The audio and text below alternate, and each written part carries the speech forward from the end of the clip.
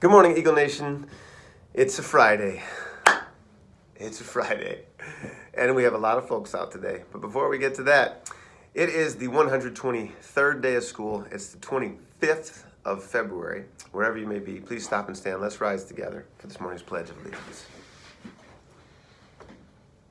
I pledge allegiance to the flag of the United States of America and to the republic for which it stands, one nation, under God, indivisible, with liberty and justice for all. Today, we're going to do just 5 push-ups, and I'll tell you why in a second. So if you want to join me, let's do it now. 1, 2, 3, 4, 5. And that's it. The reason we're doing 5 today is because of expediency. We got to get to the business, and there's a lot of stuff going on. We have presently 1, 2, 3, 4, 5, 6, 7, 8, 9, 10, 11, 12 staff members out today, and we've got plans in motion. But stay loose throughout the course of the day, because we also have irrigation being put in and holes being drilled for our 100th anniversary celebration on Sunday, which means we'll have to figure out a final plan also for how recess will be run today so that we can keep all of you safe. With all that said, all I know is we're going to get to the end together.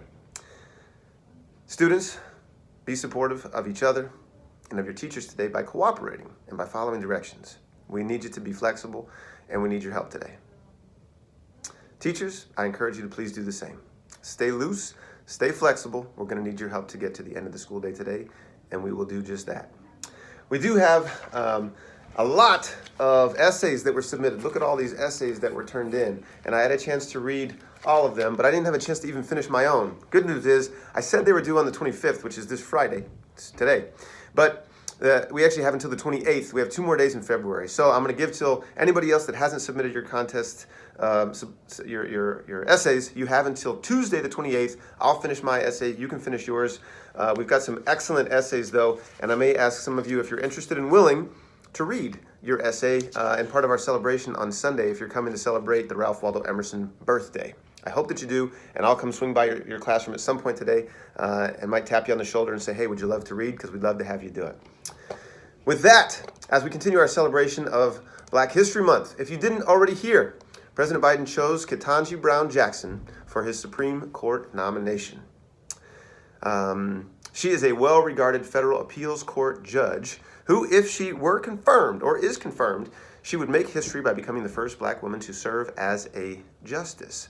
She used to clerk for Justice Breyer and was also the first public defender since Thurgood Marshall. All of that is history-making stuff. And so today, we salute Judge Ketanji Brown Jackson.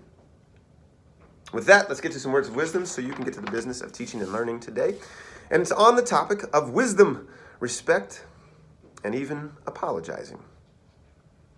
Have you ever quarreled? That means fought. Have you ever quarreled with someone and they say words like, you're mean? And you said, no, you're mean. And you might have heard even harsher versions of those 2 phrases. These may be little words, right? But guess what?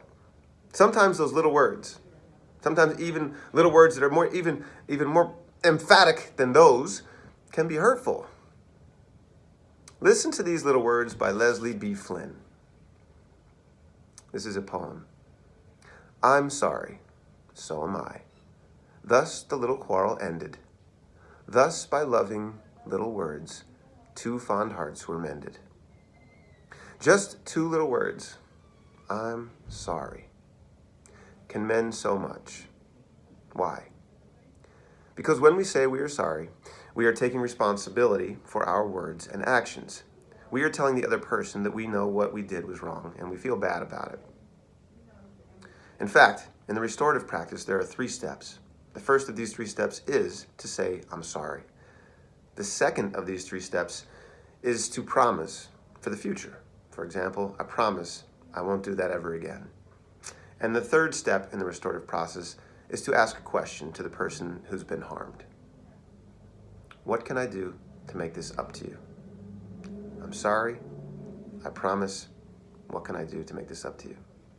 Next time you quarrel with a friend, think about a better choice you might have made. And then think about the power of those 2 little words. I'm sorry. It's a wise choice to make. With something to think about, this is Mr. Lodato. Mask up today. Increase your distance. For real, please. We got people that are out sick with strep and COVID. Stay in your zones of your cohorts and be listening for that announcement for recess. Keep your cell phones put away, and then make it a great day or not. The choice is yours.